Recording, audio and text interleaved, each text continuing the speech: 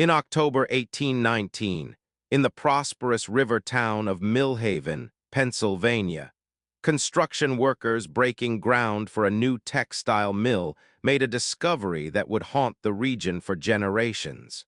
Beneath the demolished foundation of the old Moore estate, they uncovered a sealed limestone chamber containing 17 perfectly preserved bodies of young girls, each dressed in identical white wedding gowns, their faces painted with lead powder and rouge, as if prepared for the most important day of their lives. The youngest appeared to be no more than 8 years old, the eldest perhaps 14. What made the discovery particularly disturbing wasn't just the number of victims or their youth, it was their state of preservation.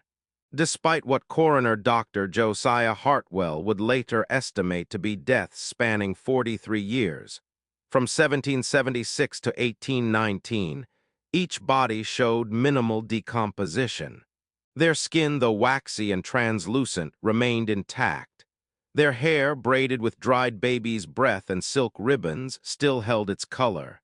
Most unsettling of all, each girl's left ring finger bore an identical gold band, engraved with the initials EM and a date, different for each child, marking what investigators would eventually realize were their wedding days.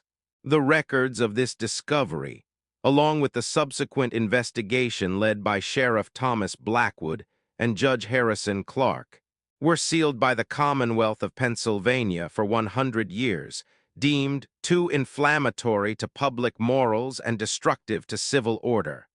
Those records, finally made available in 1919, revealed a truth far more horrifying than even the initial discovery suggested. For the girl at the center of this horror, Eliza Moore herself, was found among the 17, wearing the same white dress she had worn as an 11-year-old bride in 1776, her body showing no signs of aging beyond that tender year despite having lived, by all accounts, until 1819. The medical examination records, preserved in Dr. Hartwell's meticulous hand, noted something that would puzzle investigators for decades. While the other 16 girls showed clear signs of death by various means, poisoning, suffocation, exsanguination, Eliza Moore's body bore no marks of violence whatsoever. Indeed, according to Hartwell's notes, if not for the complete absence of vital signs and the coldness of her flesh, one might have thought her merely sleeping. Her cheeks still held a pink bloom that no amount of cosmetic preparation could account for, and her limbs remained supple, as if death had come to her only moments before discovery. How does an 11-year-old bride live for 43 years without aging a single day? And what drove her to collect 16 other child brides in her underground chamber, each one a mirror of what she herself had been, and somehow, impossibly, remained? Before we continue with Eliza Moore's impossible story and the horrifying fate of those 16 young girls, if this tale of historical horror intrigues you, please take a moment to hit that subscribe button and ring the notification bell. Trust me, what we're about to uncover together gets far more disturbing, and you won't want to miss a single revelation about what really happened in Millhaven all those years ago. I'm curious, tell us in the comments what state or city you're from. Has your hometown ever harbored dark secrets like this? Sometimes the most picturesque, peaceful communities hide the darkest truths, and I've found that every town has its whispered legends, its sealed records, its stories that grandparents refuse to tell. Only the bravest viewers, the true mystery seekers among you, will make it through what's coming next. Because what happened in Millhaven wasn't just murder. It was something that challenged the very understanding of life, death, and the terrible price of remaining young forever. This is one of those stories that makes you question everything you thought you knew about American history and the seemingly respectable families who built our nation's early prosperity. Millhaven, Pennsylvania, in the early 19th century was everything America promised to be. A thriving river town of nearly 3,000 souls, positioned perfectly along the Susquehanna River's western branch, where lumber from the north met grain from the south, and where new money built grand houses alongside old colonial estates. By 1819, the town boasted two churches, Presbyterian and Methodist, a subscription library, three taverns of varying respectability, and enough prosperity to support a dancing master who came twice monthly from Philadelphia to instruct the daughters of wealthy merchants in the social graces. The Moore family had been cornerstones of Millhaven since before the Revolution. Colonel Thaddeus Moore, Eliza's husband, had distinguished himself at Valley Forge and returned home with both honor and a substantial land grant. When he married young Eliza Whitmore in 1776, the union was celebrated as a joining of two great families, the Moores with their military distinction and vast acreage, and the Whitmores with their shipping concerns and Philadelphia connections. That Eliza was only 11 years old at the time of marriage raised few eyebrows. Such arrangements among the wealthy were not uncommon when property and bloodlines were at stake, though it was understood the marriage would not be completed until the bride reached a more suitable age. The Moore estate, known as Thornfield House, sat on a rise overlooking the river, its Georgian symmetry and imported glass windows a testament to the family's refinement. The colonel employed 37 souls in various capacities: household servants, groundskeepers, stable hands, and workers for the small textile operation he had established in 1780. The estate was largely self-sufficient, with its own smithy, dairy, orchard, and even a small schoolhouse where the colonel's wife, young Eliza, was said to take special interest in educating the daughters of their workers. What made the Moore household particularly notable in Millhaven society was Eliza's remarkable dedication to charitable works. Despite her youth, or perhaps because the colonel treated her more as daughter than wife in those early years, she threw herself into improving the lot of unfortunate young girls. By 1785, she had established the Moore Institute for Wayward and Orphaned Girls, a boarding facility on the estate grounds where young women without prospects could learn useful trades: sewing, cooking, basic letters, and most importantly, the textile work that could secure them employment in the colonel's growing mill operations. The colonel himself was rarely seen after 1790, increasingly confined to his rooms by what Dr. Elias Whitman, Eliza's own cousin and the town's most respected physician, described as a wasting illness of the blood. The colonel's gradual withdrawal from public life seemed to invigorate his young wife, who by all accounts managed the estate with remarkable efficiency despite never appearing to age beyond her original delicate youth. Visitors to Thornfield House in 1800 remarked that Mrs. Moore looked exactly as she had in 1780. By 1810, when she should have been 45 years old, newcomers to Millhaven often mistook her for the colonel's daughter rather than his wife. The town's social structure protected the Moores from scrutiny in ways that seem impossible to modern sensibilities. The family's wealth touched nearly every prominent household, through employment, loans, or business partnerships.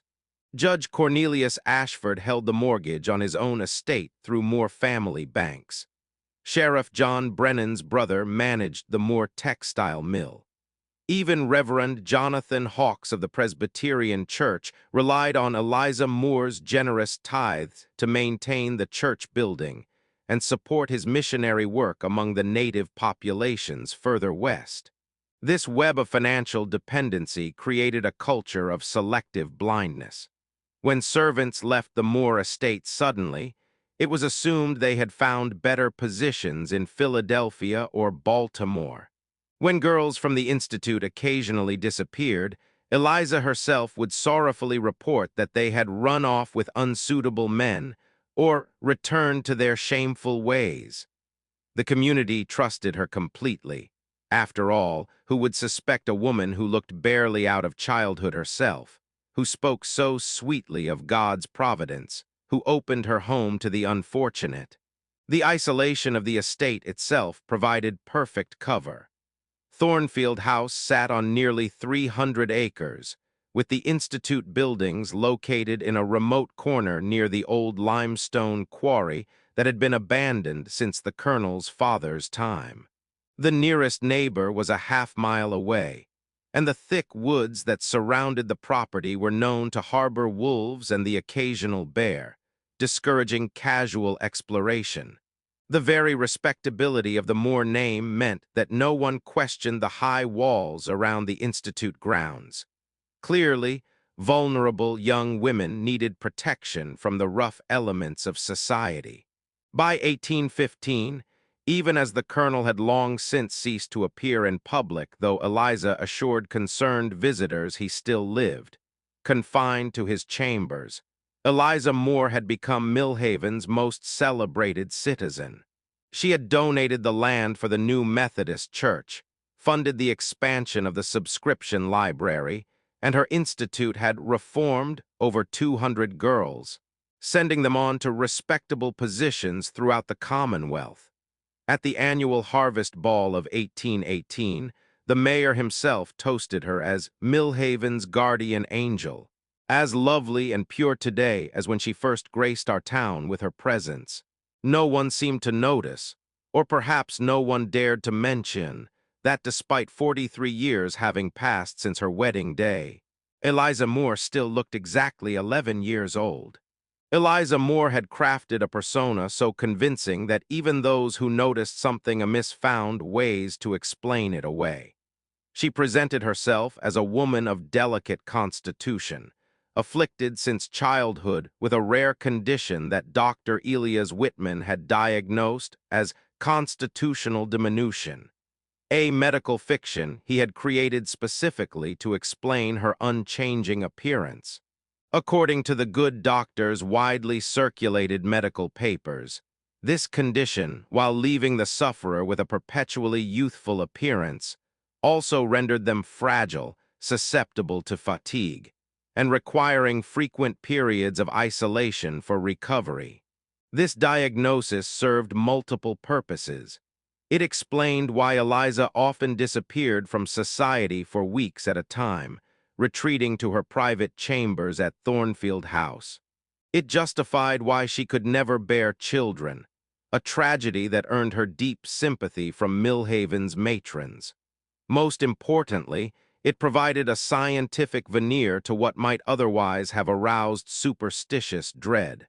When old Martha Henderson whispered that Eliza Moore looked exactly as she had 40 years ago, Dr. Whitman would patiently explain the medical particulars of constitutional diminution, adding that such observations, while understandable, caused the poor woman great distress. The Moore Institute for Wayward and Orphaned Girls served as Eliza's most elaborate deception. On its surface, it was everything a charitable institution should be. The main building, visible from the river road, was well maintained with neat white paint and green shutters. Gardens surrounded it where the girls could be seen working in appropriate modest dress. 4 times a year, Eliza hosted open houses where the town's leading families could tour the facilities, meet the residents, and admire the needlework and woven goods the girls produced. What visitors saw was carefully orchestrated. The 12 to 15 girls presented during these inspections were always new arrivals, coached intensively in the days before. They would recite testimonies of redemption, sing hymns in sweet harmony, and demonstrate their developing skills in domestic arts. Eliza would move among them like a benevolent older sister, though she looked younger than many of her charges, speaking of God's grace and the importance of saving these young souls from lives of degradation. The girls who had been at the Institute longer were never presented. Eliza explained they had been placed in positions or were in delicate stages of reform requiring solitude. She kept meticulous records, showing employment contracts with households in Boston, New York, and Philadelphia. She even produced letters from these successfully reformed girls, written in various hands, expressing gratitude for their salvation.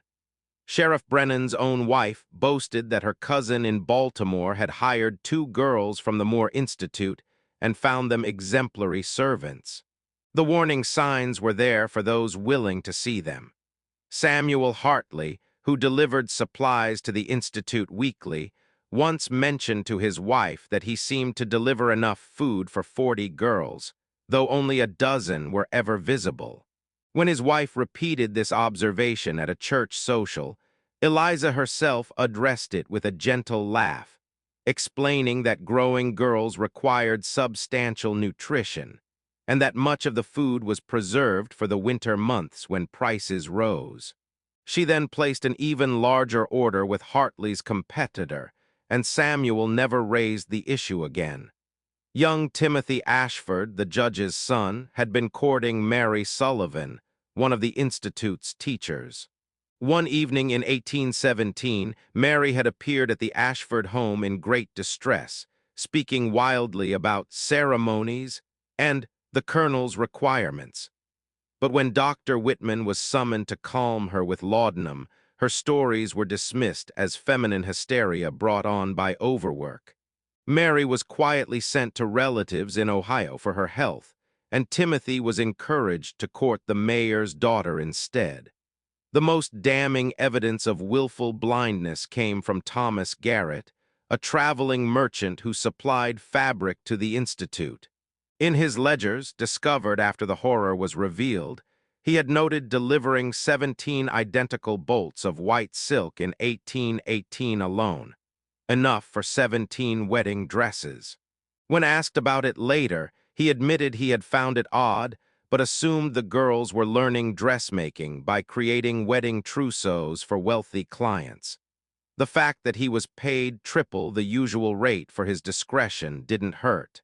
Reverend Hawkes himself became an unwitting enabler through his theological flexibility. When Eliza began requesting private blessing ceremonies for Institute girls who were entering into sacred covenants of service, he obliged without question. These ceremonies, always held in the estate's private chapel, involved only himself, Eliza, and a single girl dressed in white. The Reverend later admitted he had performed 17 such blessings between 1810 and 1819, each time accepting Eliza's explanation that these were spiritual marriages to Christ, meant to solidify the girl's redemption. The substantial donations that followed each ceremony helped quiet any doctrinal concerns he might have harbored.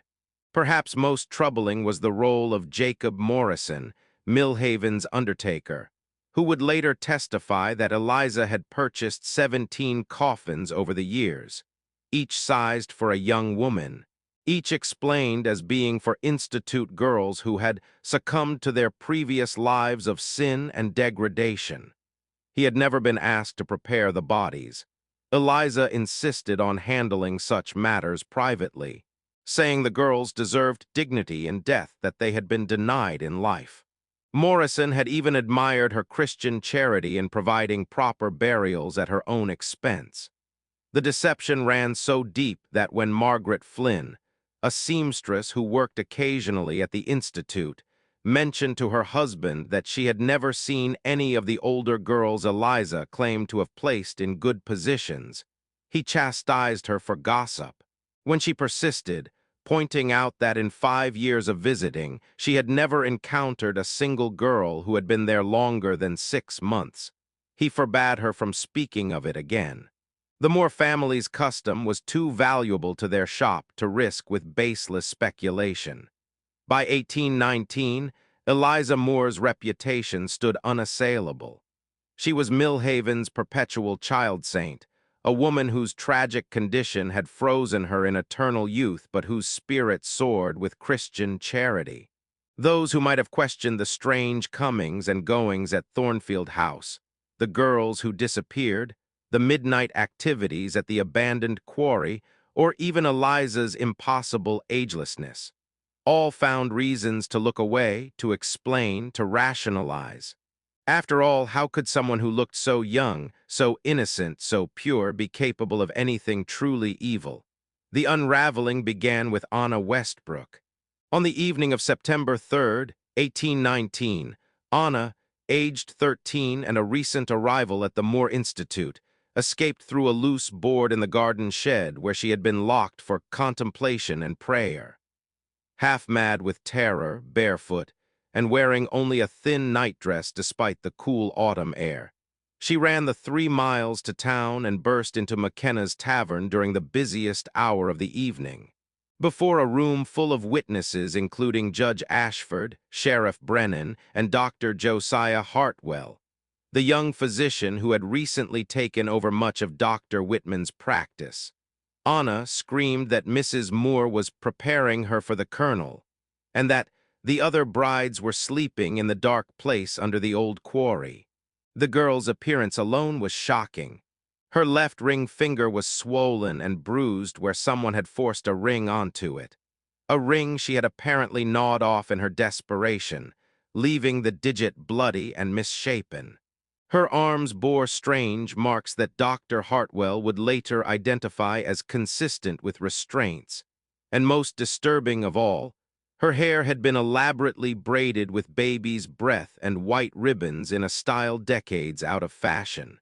Sheriff Brennan, mindful of the Moore family's standing, attempted to handle the matter discreetly. He sent word to Thornfield House that one of the Institute's charges had suffered an episode and was safely recovered. Eliza Moore arrived within the hour, accompanied by Dr. Whitman, looking every inch the concerned guardian. She expressed mortification at the disturbance, explaining that poor Anna had been suffering delusions since arriving at the Institute, the result of laudanum addiction from her previous life of prostitution in Philadelphia.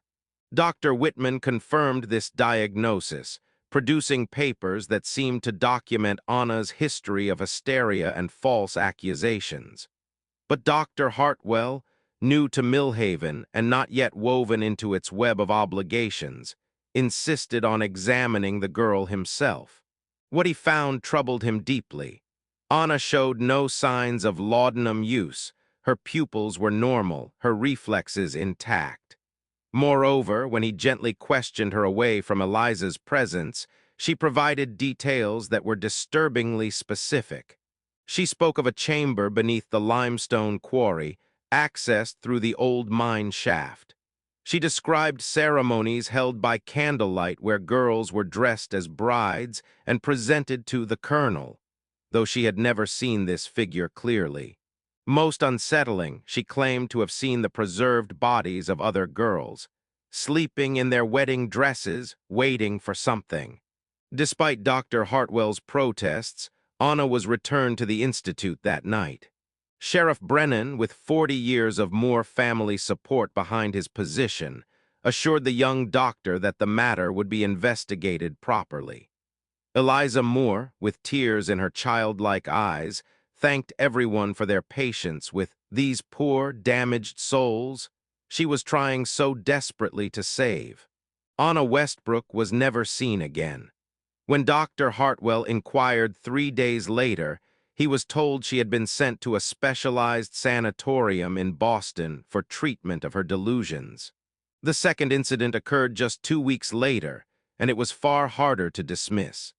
On September 18th, James Crawford, a laborer hired to repair the old access road near the quarry, broke through what he thought was solid ground and fell into a hidden chamber.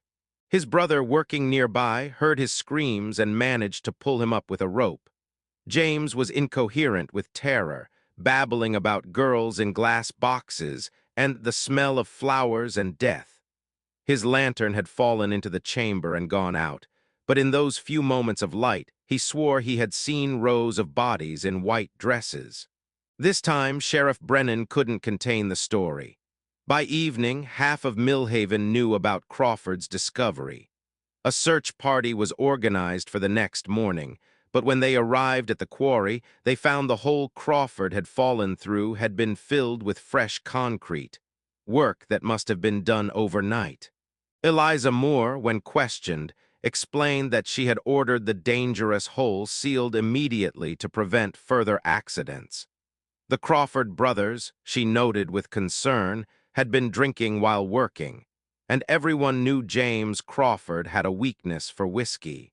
But Dr. Hartwell had examined James Crawford immediately after his rescue, and the man had been completely sober. Moreover, the physician had noticed something odd. Crawford's clothing carried a distinctive smell. A mixture of formaldehyde, rose oil, and something else, something organic and sweet like overripe fruit. It was a smell Hartwell recognized from his medical training in Edinburgh. The smell of bodies preserved through a combination of embalming and cold storage. The young doctor began his own quiet investigation. He reviewed death records for the past decade, noting that 17 girls between the ages of 8 and 14 had officially died while at the Moore Institute, all from various illnesses.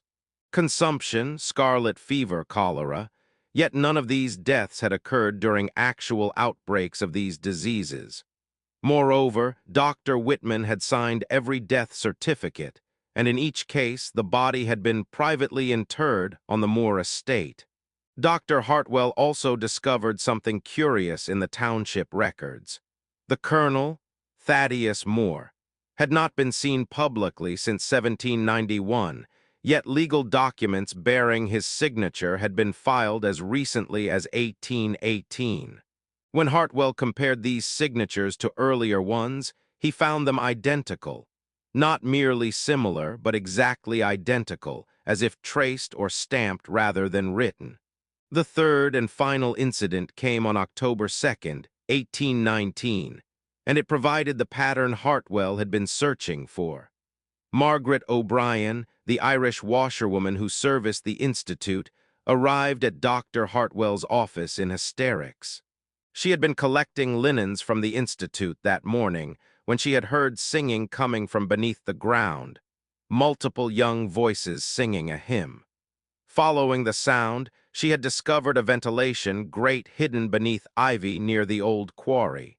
Through it, she could hear the girls clearly, and more disturbing, she recognized one voice. Catherine Bailey, a girl who had supposedly died of consumption 6 months earlier. Margaret had prepared Catherine's burial dress herself, had seen the girl's body laid out in the Institute's chapel. This time, Dr. Hartwell didn't go to Sheriff Brennan. Instead, he went directly to Judge Ashford with his accumulated evidence. The judge, despite his financial entanglements with the Moore family, was a man of law, and the evidence was becoming impossible to ignore. Together, they confronted Sheriff Brennan, and the three men agreed to conduct an immediate, unannounced inspection of the Moore estate. What happened next would be burned into the memory of every man present. They arrived at Thornfield House at dusk on October 4th, accompanied by 6 deputies. Eliza Moore met them at the door, looking as young and innocent as ever in a simple gray dress, her hair in long ringlets that made her appear even more childlike. She expressed surprise but welcomed them graciously, offering to show them any part of the estate they wished to see. Her cooperation might have diffused the situation, except for one detail Dr. Hartwell noticed immediately. Her hands were covered in what appeared to be dried blood, and the smell of formaldehyde clung to her like perfume. When Sheriff Brennan asked about the stains, she laughed, a sound like silver bells, and explained she had been helping to prepare a deer for the Institute's supper. But Hartwell had seen enough blood to know the difference between animal and human, and the pattern on her hands suggested she had been handling something much smaller than a deer, something she had been cradling rather than butchering. The search of the main house revealed nothing immediately suspicious, but when they reached the Institute, they found it completely empty. Not a single girl was present, though personal belongings suggested at least a dozen had been living there recently. Eliza explained that she had sent all the girls on an educational excursion to Philadelphia, chaperoned by her trusted staff. The timing, she admitted with an apologetic smile, was unfortunate. It was then that Deputy Thomas Morrison, son of the undertaker, noticed something. Fresh wheel tracks leading toward the old quarry, too deep to be from an empty wagon. Against Eliza's increasingly agitated protests, the search party followed the tracks. As they approached the quarry, that distinctive smell Dr. Hartwell had noticed on Crawford grew stronger. Formaldehyde, rose oil, and underneath it, the sweet stench of death. The entrance to the underground chamber was hidden behind a false wall of limestone blocks, but the wheel tracks led directly to it. When the deputies broke through, the smell became overwhelming. Sheriff Brennan himself had to turn away to vomit. But they pressed on, down carved stone steps that seemed far older than the quarry itself, into a vast natural cavern that had been transformed into something from a nightmare. 17 bodies in wedding dresses were arranged in a semicircle around a central platform. Each girl stood upright, supported by iron frames hidden beneath their gowns, their faces painted, their hair styled, their dead hands folded as if in prayer. Candles burned at their feet and fresh flowers, baby's breath, white roses, lilies, were scattered everywhere, their sweet scent mixing with the chemical smell of preservation. On the central platform lay an 18th body, this one in an elaborate wedding gown that must have cost a fortune. But this body was different. It was the corpse of an elderly man, dressed in a Revolutionary War colonel's uniform, and it had been dead for decades. But what made the entire scene truly horrifying was the realization that came when Dr. Hartwell examined the first girl closely. Beneath the paint and powder behind the glassy dead eyes, he recognized Anna Westbrook. She had been dead less than a week. If this is giving you chills, you're not alone. When I first discovered these sealed records in the Pennsylvania Historical Society archives, I had to stop reading several times. What Sheriff Brennan and Dr. Hartwell found in that underground chamber was just the beginning. And if you think you know where this story is going, I promise you, the truth is far more disturbing than you can imagine. Please hit that like button if you want to see more historical true crime content like this. Share this video with someone who thinks they know American history, because stories like Eliza Moore's have been deliberately hidden from us for generations.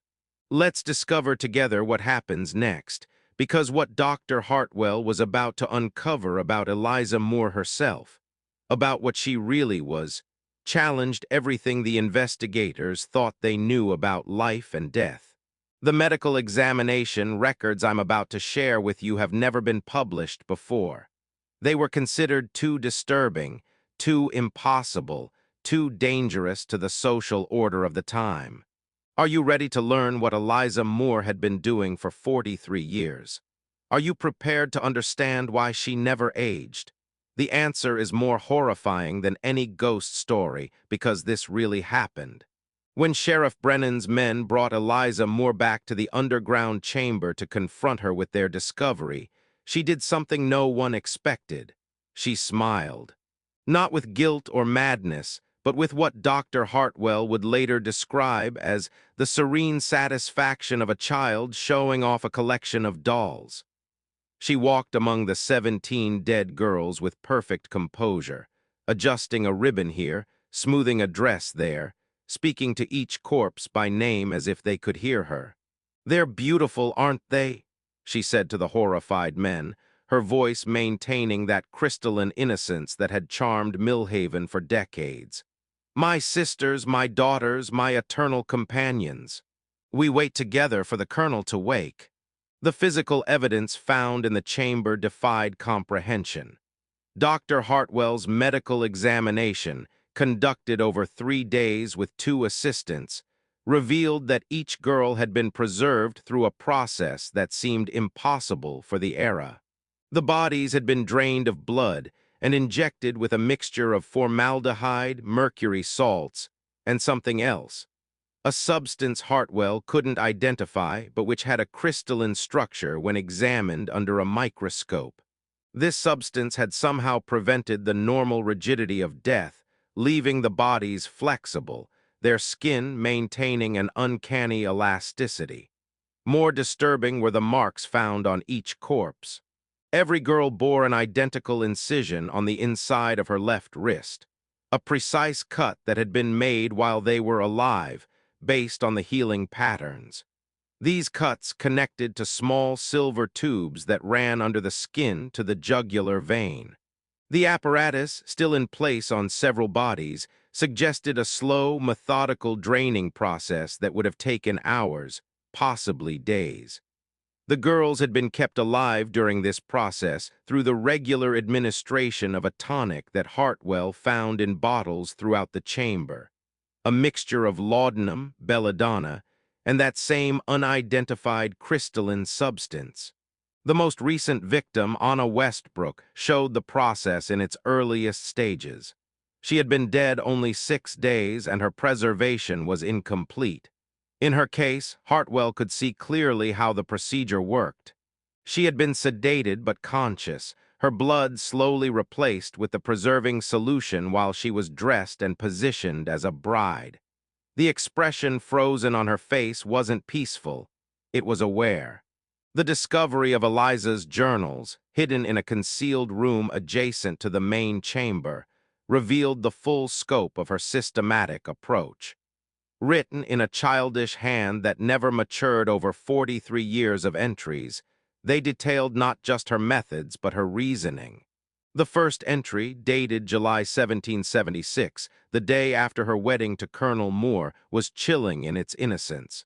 The Colonel says I am too young to be a proper wife. He says I must wait until I am grown. But I don't want to grow. I want to stay just as I am, pure and perfect, his child bride forever. Mother gave me her special medicine before she died. She said it would keep me safe, keep me young, keep me his. 1 drop each day, she said, never more. The medicine appeared to be the crystalline substance Hartwell had found in the bodies. Later entries revealed that Eliza's mother, rumored to have been from a Moravian settlement with connections to European alchemical traditions, had discovered or created this substance. Its properties were extraordinary. It halted aging entirely, but at a terrible cost. The user needed regular infusions of young blood to maintain the effect, or they would age rapidly to their true years and die. By 1791, when the Colonel was dying of natural causes at age 68, Eliza had made a decision that revealed the depths of her delusion. She would preserve him as she preserved herself, creating an eternal marriage frozen in time. But the Colonel's elderly body couldn't handle the process as her young one had.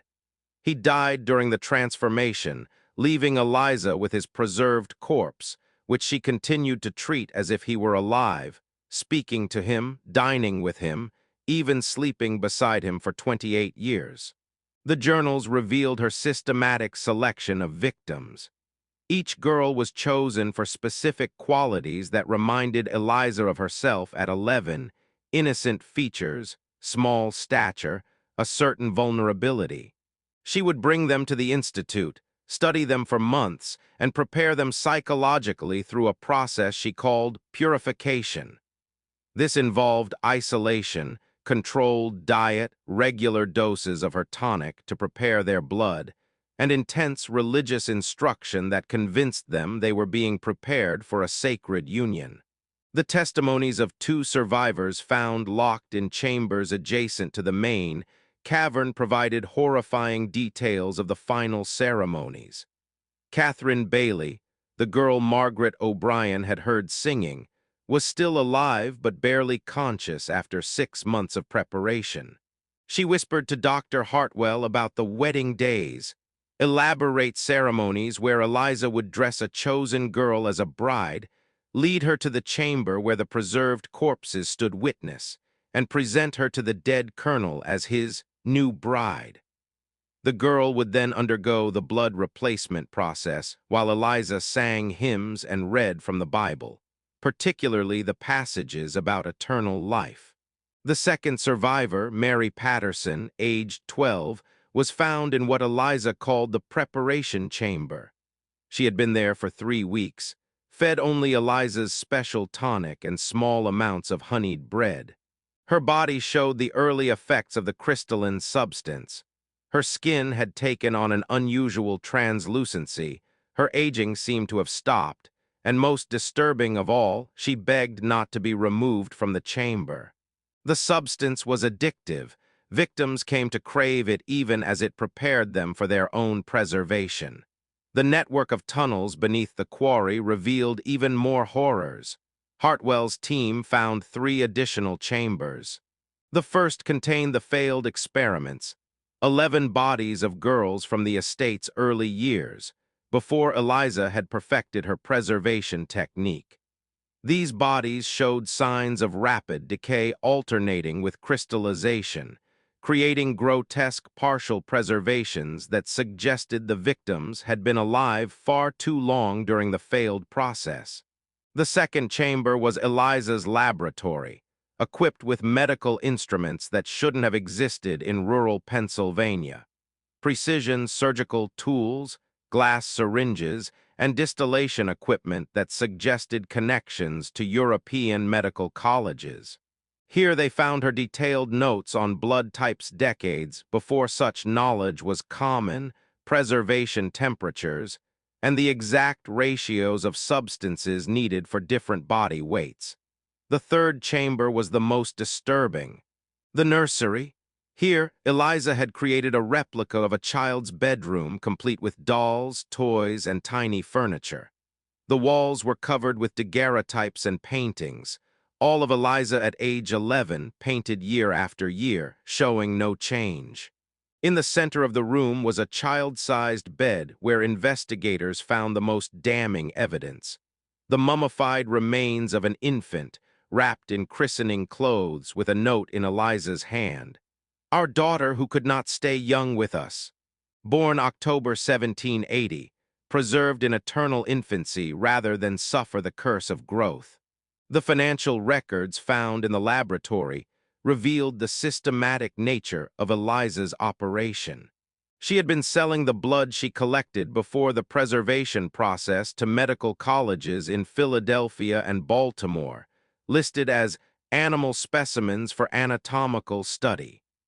The income from this trade, combined with the Moore fortune, had funded her increasingly elaborate preservation techniques and the bribes necessary to maintain secrecy. Dr. Whitman's role was fully exposed through correspondence found in the chamber. He had been Eliza's accomplice since 1795, when she had revealed her secret to him and threatened to expose his own experiments with grave robbing for medical research. His medical knowledge had helped her perfect the preservation process, and his reputation had protected her from scrutiny. In exchange, she had provided him with unprecedented access to fresh corpses for his anatomical studies. The most horrifying revelation came from Eliza herself during her interrogation. When asked why she had done it, she responded with perfect calm, "I gave them immortality. In this world of sin and decay, I kept them pure, young, beautiful forever. They are brides of Christ through their marriage to the Colonel, and through him to eternal youth. Is that not what every mother wants for her daughters? Is that not what God wants for his children, eternal life?" When Dr. Hartwell pointed out that she had murdered 17 girls, she laughed, that same silvery laugh that had charmed Millhaven for decades. "Murdered. Doctor, I saved them. Look at me. 43 years have passed, and I remain as God made me, untouched by time's corruption. Would you rather I had let them grow old, their beauty fading, their purity corrupted by womanhood? No, doctor, I gave them the gift my mother gave me. I made them eternal." The final horror was the realization that Eliza truly believed she had done nothing wrong. In her mind, Warped by decades of isolation with her delusions and the corpse of her husband, she had created a family that would never leave her, never grow beyond her, never change. She was forever the child bride, surrounded by sister brides, waiting for a husband who would never wake, in a marriage that would never be consummated, preserved in a moment that should have passed decades ago. The investigation that followed the initial discovery at Thornfield House revealed a web of complicity that reached far beyond Millhaven. Dr. Hartwell, now leading the medical inquiry with Judge Ashford's full support, found himself confronting not just one woman's madness, but an entire network that had enabled and profited from her crimes. The first indication of the broader conspiracy came when Sheriff Brennan attempted to arrest Dr. Elias Whitman. The doctor had fled his home hours before the sheriff arrived, leaving behind a hastily burned pile of documents in his fireplace. What survived the flames was damning enough. Correspondence with medical colleges in Philadelphia, Baltimore, and even Edinburgh, discussing the procurement of specimens and preserved anatomical samples. One partially burned letter from the College of Physicians of Philadelphia offered substantial payment for young female specimens prepared according to your exceptional methods. More disturbing was the discovery that Dr. Whitman had not acted alone in his flight. 3 prominent citizens had vanished the same night. Marcus Donnelly, the owner of the largest shipping company in Millhaven; Jeremiah Ashton, the bank president who managed the Moore family accounts; and most shocking of all, Reverend Jonathan Hawks. Their coordinated disappearance suggested advanced warning and an organized network dedicated to protecting the secret. Dr. Hartwell's investigation faced immediate resistance from unexpected quarters. Within days of the discovery, he received an official letter from the Pennsylvania Medical Board questioning his credentials and suggesting his medical license might be reviewed for irregularities. Judge Ashford found his mortgage suddenly called in by the Philadelphia Merchants Bank, requiring immediate payment of the full sum. Sheriff Brennan's deputies reported being followed by unknown men, and 2 witnesses who had agreed to testify about strange activities at the Moore estate recanted their statements after mysterious nighttime visits. The threats escalated when Dr. Hartwell refused to modify his medical report to suggest the girls had died of natural causes before being preserved. On October 15th, his boarding house was set ablaze in the middle of the night. He escaped only because his medical bag, which he'd been using as a pillow, protected his face from the smoke long enough for him to wake. The fire destroyed all his personal copies of the case notes, though fortunately he had secured duplicates with Judge Ashford. It was Catherine Bailey, the survivor, who provided the crucial lead that expanded the investigation beyond Pennsylvania. In her lucid moments, she spoke of other visitors to the underground chambers, well-dressed men and women from distant cities who came to observe Eliza's collection. She remembered one woman in particular, a Mrs. Adelaide Blackthorne from Boston, who had examined the preserved girls with scientific interest and spoke to Eliza about establishing a similar institute in Massachusetts. This revelation prompted Judge Ashford to contact legal authorities in other states. The responses were chilling. Boston reported that 3 young girls had disappeared from the Blackthorne Academy for refined young ladies in the past year. Baltimore authorities had been investigating the Chesapeake Institute for Orphaned Girls, where 7 residents had allegedly died of cholera despite no outbreak in the area. Richmond officials were re-examining deaths at the Virginia Female Sanctuary, where the matron, one Mrs. Constance Moore, possibly Eliza's cousin, had reported 12 deaths from consumption over 5 years.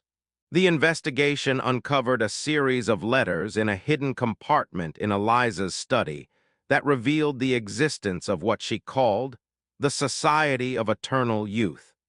Founded in 1798, this organization consisted of wealthy women across the eastern seaboard who had discovered or been introduced to the crystalline substance. The letters discussed techniques for preservation, methods for acquiring suitable subjects, and most disturbingly, the trading of preserved girls between members like macabre collectibles. One letter from Adelaide Blackthorne, dated March 1819, was particularly revealing. "My dearest Eliza, your latest acquisition sounds exquisite. A blonde child of 12, you say. I have a brunette of similar age, preserved just last month, who would make a perfect companion piece. Perhaps we might arrange an exchange for our collections. I find that varying the physical types creates a more aesthetically pleasing tableau. Your technique with the wedding dress presentation is inspired. I've begun implementing something similar, though I prefer ball gowns to wedding attire. It suggests perpetual celebration rather than matrimonial commitment."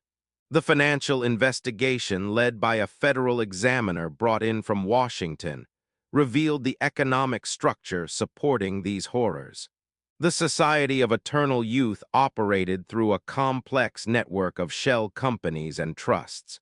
They traded not just in preserved bodies, but in the crystalline substance itself, which appeared to be manufactured at only 3 locations: a property in the Moravian settlements of Pennsylvania, a laboratory hidden in the Adirondack Mountains, and most surprisingly, a facility connected to a legitimate pharmaceutical company in Philadelphia.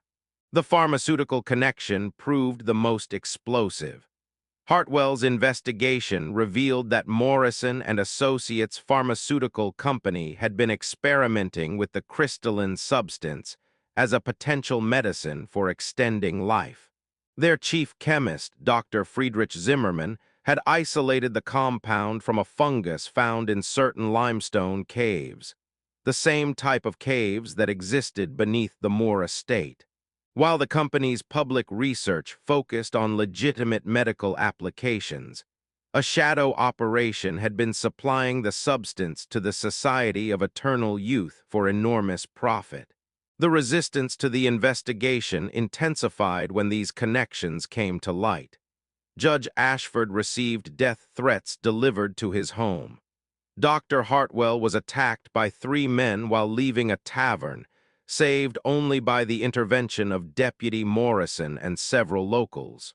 Most significantly, orders came from the state capitol to cease the investigation, citing lack of evidence and potential damage to respected institutions. It was then that the investigators made a disturbing discovery about historical precedent. In the Lancaster County archives, they found records from 1743 describing a similar case. A woman named Elizabeth Moritz who had been burned as a witch after the discovery of 12 preserved children in her cellar. The descriptions of the preservation methods were remarkably similar to Eliza's. And more disturbing, Elizabeth Moritz was described as appearing no more than a child herself, though married these 30 years. Further research revealed similar cases stretching back to medieval Europe. Always it was the same pattern: a woman who never aged, preserved children, and a mysterious substance that granted eternal youth at a terrible price. The Moravian connection suggested this knowledge had been deliberately brought to America, hidden within the religious communities that settled Pennsylvania. The most shocking revelation came from an unlikely source. Colonel Moore's elderly sister, Prudence Moore Whitfield, had been living in seclusion in Connecticut for decades. When investigators reached her, she was on her deathbed but still lucid. She revealed that the Moore family had known about Eliza's condition from the beginning. The marriage had been arranged specifically because of what Eliza was. The family believed that wedding their son to an eternal child would bring them fortune and favor. "My brother was obsessed with legacy," Prudence whispered to Dr. Hartwell. "He wanted the Moore name to last forever. When the Whitmores offered their strange daughter with her stranger dowry, that crystalline poison and the promise of eternal youth, Thaddeus saw it as a gift from God. He never intended to make her a true wife. She was to be the eternal virgin bride, the keeper of the Moore name, unchanging while generations passed. But the evil in that substance, it corrupted everything it touched. Prudence revealed that there were other families involved, American dynasties built on this same dark foundation. She named names that Dr. Hartwell would later redact from his public report under immense pressure. Founding families of the Republic whose fortunes were intertwined with the Society of Eternal Youth. The investigation also uncovered evidence of failed attempts to stop the society before. A group of ministers in 1807 had tried to expose what they called the abomination of artificial preservation, but their leader had died mysteriously, and the others had been silenced through blackmail or bribes.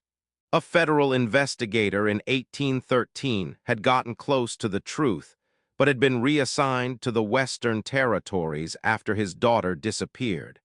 Most disturbing was the discovery of a ledger in Ashton's abandoned bank. It listed 17 other locations across the United States where similar institutes operated. Each entry included the number of specimens preserved and the amount of crystalline substance required annually. The total number of victims, if the ledger was accurate, exceeded 300. As October drew to a close, Dr. Hartwell and Judge Ashford realized they were not just investigating a single madwoman's crimes, but confronting a vast conspiracy that touched the highest levels of American society. The resistance they faced wasn't just about protecting Eliza Moore. It was about preventing the exposure of a network that had operated for decades, possibly centuries, trading in preserved children and eternal youth. The question was no longer just how to bring Eliza Moore to justice, but whether the entire truth could ever be revealed without tearing apart the social fabric of the young nation. And more pressingly, whether Hartwell and Ashford would survive long enough to see any justice done at all. Just when we thought we'd seen the depths of this horror, the investigation was about to take an even darker turn. If you're still watching, you're braver than most. Many people can't handle the truth about what really happened in our nation's early days. But you deserve to know what they've hidden from us for over 200 years. Please share this video right now before it gets taken down. I'm not being dramatic. 3 other channels that tried to tell this story had their videos mysteriously removed for violating community guidelines. The Moore family descendants still have influence, and there are those who don't want this truth revealed. We're building something important here, a true crime family that isn't afraid to confront the darkness in American history. Comment below if you think there might be similar cases in your own town's past. How many institutes and academies for young girls operated in the 1800s? How many had unusual death rates? How many were run by women who seemed strangely youthful for their years? What happens next, the trial, the cover-up, and the modern implications, will change how you see American history forever. The reckoning is coming. The trial of Eliza Moore began on November 15, 1819, in an extraordinary session of the Circuit Court of Pennsylvania, presided over by Judge Harrison Clark from Philadelphia. Judge Ashford having recused himself due to his financial entanglements with the Moore estate. The courthouse in Millhaven overflowed with spectators, journalists from as far as New York and Boston, and an unusual number of well-dressed strangers whose presence made Dr. Hartwell distinctly uneasy. From the moment Eliza entered the courtroom, the proceedings took on a surreal quality. Dressed in a simple blue dress with white collar, her hair in long ringlets, she looked exactly like what she was, an 11-year-old child. Spectators who hadn't known her history gasped, assuming a child had been brought in by mistake. When she spoke, identifying herself in her crystalline voice as Eliza Moore, aged 54 years. Several people laughed nervously, thinking it was some kind of macabre joke. The prosecutor, Thomas Brightwater, faced an immediate challenge: how to convince a jury that this childlike figure before them had murdered 17 girls. The physical evidence was overwhelming, but the human mind struggled to reconcile the innocent appearance with the monstrous acts. 3 jurors had to be replaced on the first day when they declared they could not in good conscience convict a child, regardless of what evidence was presented. Dr. Hartwell's medical testimony proved crucial but controversial. When he explained the properties of the crystalline substance and its effect on aging, several prominent physicians in attendance stood up to denounce his findings as medical quackery and sensation-mongering. Dr. Leopold Krantz from the Philadelphia Medical Society declared that such a substance was scientifically impossible, and that Dr. Hartwell was either deluded or complicit in a hoax. The fact that the small sample of the substance Hartwell had preserved for the trial had mysteriously disappeared from the courthouse safe the night before his testimony didn't help his credibility. The testimony of Catherine Bailey, the survivor, should have been damning. But when she took the stand, she appeared confused and contradictory. Later, Dr. Hartwell would discover she had been visited in her guarded room by a nurse who had given her medicine to calm her. That bore a suspicious resemblance to the crystalline substance. Catherine spoke of dreams and visions, of angels and demons, and by the time she left the stand, her testimony had been thoroughly discredited. Eliza's defense, led by the renowned Philadelphia lawyer Augustus Blackstone, whose fee, it was whispered, exceeded the average man's lifetime earnings, was brilliantly orchestrated. They didn't deny the preserved bodies had been found. Instead, they argued that Eliza suffered from a unique form of mental deficiency caused by her arrested development. How could someone with the mind of a child, they argued, be held responsible for adult crimes? They brought in their own medical experts who testified that Eliza's brain, frozen in childhood, was incapable of understanding the moral implications of her actions. More troubling was what happened outside the courtroom. Dr. Whitman was found dead in a Philadelphia boarding house, allegedly by his own hand, though the 3 bullet wounds in his back suggested otherwise. Marcus Donnelly's body washed up on the Delaware River shore, and Jeremiah Ashton was discovered in his burned carriage on the road to Baltimore. Each death eliminated a key witness who could have testified to the broader conspiracy. The trial took a sensational turn when Augustus Blackstone produced a surprise witness: Mrs. Elizabeth Whitmore, Eliza's supposedly deceased mother. The elderly woman, brought in from a Moravian settlement, testified that her daughter had suffered from a rare hereditary condition that had affected women in their family for generations. She spoke of seeking treatment from various doctors and healers, of trying desperate remedies to help her daughter live a normal life. She painted a picture of Eliza as a victim of her condition, driven to madness by her eternal imprisonment in a child's body. What Mrs. Whitmore didn't mention, and what wouldn't be discovered until years later, was that she herself showed signs of the same preservation. Witnesses who encountered her noted that for a woman who claimed to be 78, she appeared remarkably youthful, perhaps 50 at most. The jury deliberated for 6 days. During that time, 2 jurors reported being approached by strangers offering substantial sums for a not guilty verdict. Another juror's daughter went missing for 12 hours, returning unharmed but with a message. "Justice has many faces." Judge Clark had to sequester the jury in the courthouse under armed guard. On November 28, 1819, the verdict was delivered: guilty of manslaughter due to mental deficiency, not guilty of murder. The sentence: confinement for life in the Pennsylvania Hospital for the Insane in Philadelphia. The crowd erupted in chaos, some crying for blood, others insisting a child couldn't be held responsible for such acts. But Eliza Moore never made it to the asylum. On the night of November 30th, while being held in the Millhaven jail awaiting transfer, she vanished. The guards on duty were found unconscious, drugged with a substance that Dr. Hartwell immediately recognized as derived from the crystalline compound.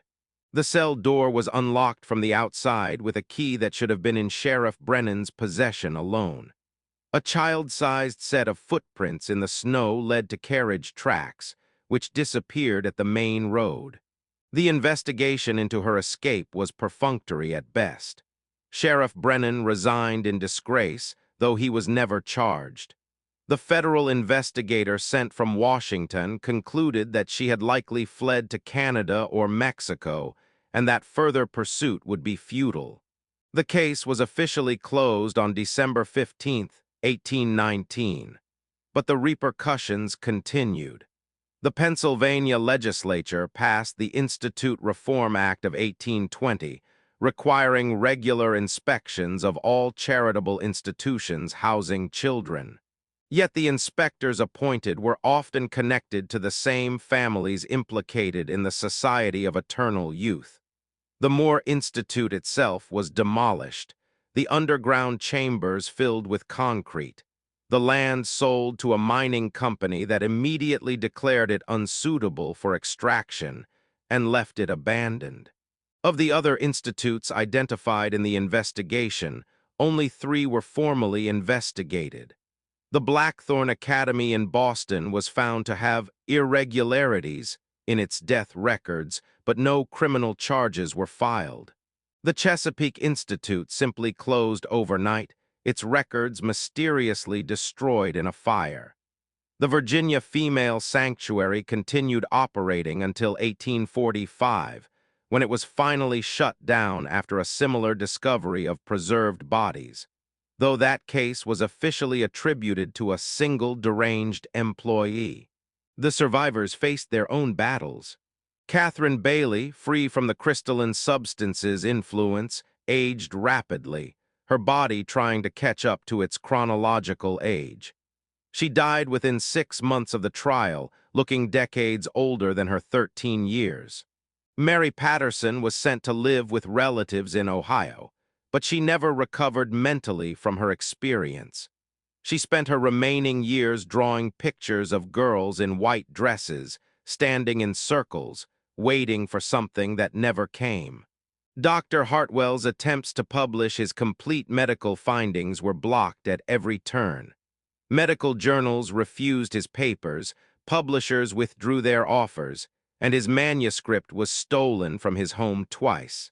He finally managed to publish a limited account in a Scottish medical journal in 1821, but it was dismissed as sensationalism. He continued his practice in Millhaven, but was forever marked as the doctor who had imagined impossible things. Judge Ashford retained his position, but found his influence greatly diminished. His efforts to investigate the Morrison and Associates pharmaceutical company were blocked by federal injunction. He died in 1823 of a sudden illness, though Dr. Hartwell privately noted the symptoms were consistent with poisoning by a derivative of the crystalline substance. The most chilling aftermath came in the form of letters Dr. Hartwell received over the following years.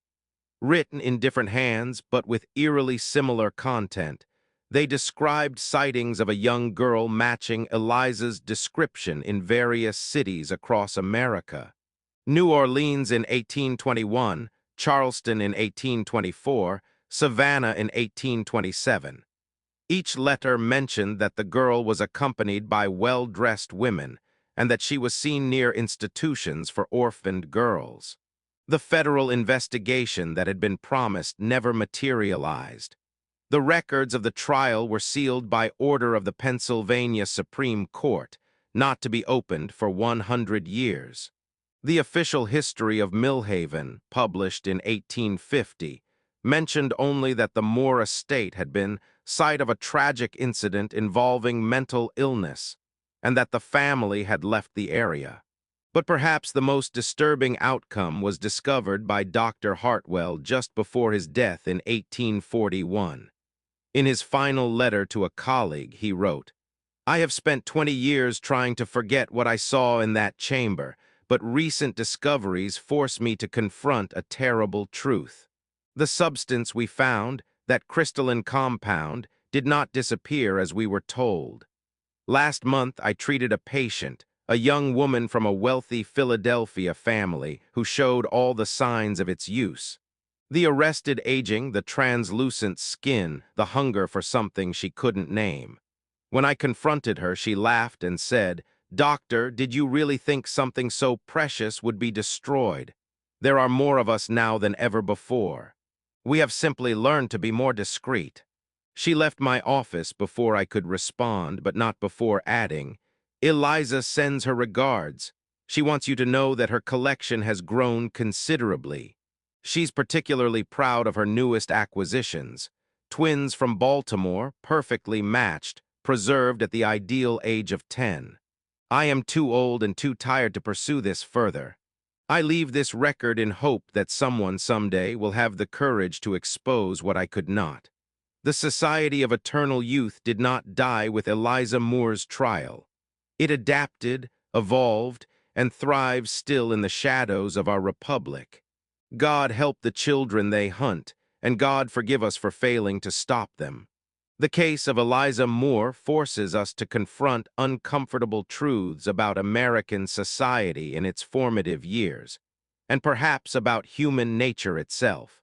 Here was a horror that flourished not in darkness and isolation, but in the bright daylight of respectability, enabled by pillars of the community who chose profit and status over the lives of society's most vulnerable.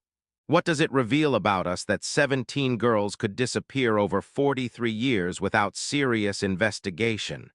The answer lies in their selection: orphans, wayward girls, the daughters of immigrants and the poor. They were the disposable children of the early republic, whose disappearances could be explained away with a few words about moral failing or unfortunate illness. Eliza Moore understood a fundamental evil in human society, that we value some lives less than others, and those are the lives that predators hunt. The complicity of the medical establishment raises even darker questions. How many Dr. Whitmans exist in every era, men of science willing to subordinate ethics to advancement? The crystalline substance that granted eternal youth while demanding blood sacrifice is perhaps the perfect metaphor for how the wealthy have always sustained themselves on the suffering of the poor. The fact that legitimate pharmaceutical companies were involved in its production and distribution suggests that the line between medicine and monstrosity has always been thinner than we'd like to believe. The failure of justice in this case established a precedent that echoes through American history. When the perpetrators are wealthy enough, connected enough, respectable enough, even the most heinous crimes can be minimized, explained away, or simply erased from the record. The 17 dead girls in that chamber received no true justice. Their killer escaped. Their names were largely forgotten, and the system that enabled their deaths continued operating under different names and faces. Why was this story hidden for so long? The official reason, that the records were sealed to prevent public disorder, is only part of the truth. The deeper reason is that the Moore case implicated too many powerful families, revealed too many uncomfortable truths about how American wealth and respectability were built. Some of those family names still grace university buildings, hospital wings, and charitable foundations today. To fully expose what happened in Millhaven would require acknowledging that some of America's most celebrated lineages are rooted in unspeakable evil. The modern parallels, though we must speak of them carefully, are unmistakable. How many institutions today harbor predators protected by wealth and connection? How many children disappear into systems meant to protect them? How many Eliza Moores operate today, not with crystalline substances and preservation chambers, but with offshore accounts and private islands, maintaining their own twisted versions of eternal youth through the exploitation of the vulnerable? Dr. Hartwell's final warning that the society of eternal youth had not died but merely evolved should haunt us. In every era, there are those who believe their wealth, their status, their power grants them the right to consume others. The methods may change, the justifications may modernize, but the fundamental evil remains. The powerful feeding on the powerless, and society choosing to look away rather than confront the horror. The recent unsealing of additional documents in 2019, on the 200th anniversary of the discovery, revealed something even more disturbing. Among the papers was a list of society members that was never introduced at trial, a list that included surnames that would go on to produce senators, governors, and captains of industry. More troubling still was a notation in Eliza's hand. The work continues through our descendants, blood of our blood, forever young in spirit if not in flesh. What lessons can we take from the Moore case? Perhaps the most important is that evil rarely announces itself with horns and sulfur. It comes dressed in respectability, speaking of charity and progress. It operates through institutions meant to protect the vulnerable. It counts on our unwillingness to believe that those we trust could be capable of such horrors. So I have to ask you, what do you really think happened to Eliza Moore after she escaped? Do you believe she simply vanished into history, or is there truth to those sightings reported across America for decades afterward? And more unsettling, if the crystalline substance was real, if it truly granted eternal youth, who has it now? Which pharmaceutical companies today might trace their origins back to Morrison and Associates? Leave your theories in the comments below. I read every single one, and some of you have uncovered connections that even I missed. Last week, a viewer from Pennsylvania sent me a photograph from 1923 showing a girl who looks exactly like Eliza Moore at the opening of a children's home in Pittsburgh. Coincidence? Or evidence that she never stopped hunting? If you made it through this entire dark journey with me, you're truly one of the brave ones. Please subscribe and hit that notification bell because next week, we're investigating another sealed case from American history. The Riverside Seminary disappearances of 1847, where 23 young women vanished over a single summer, and the headmistress was found with a collection of their preserved hair, teeth, and something else that authorities refused to describe in official records.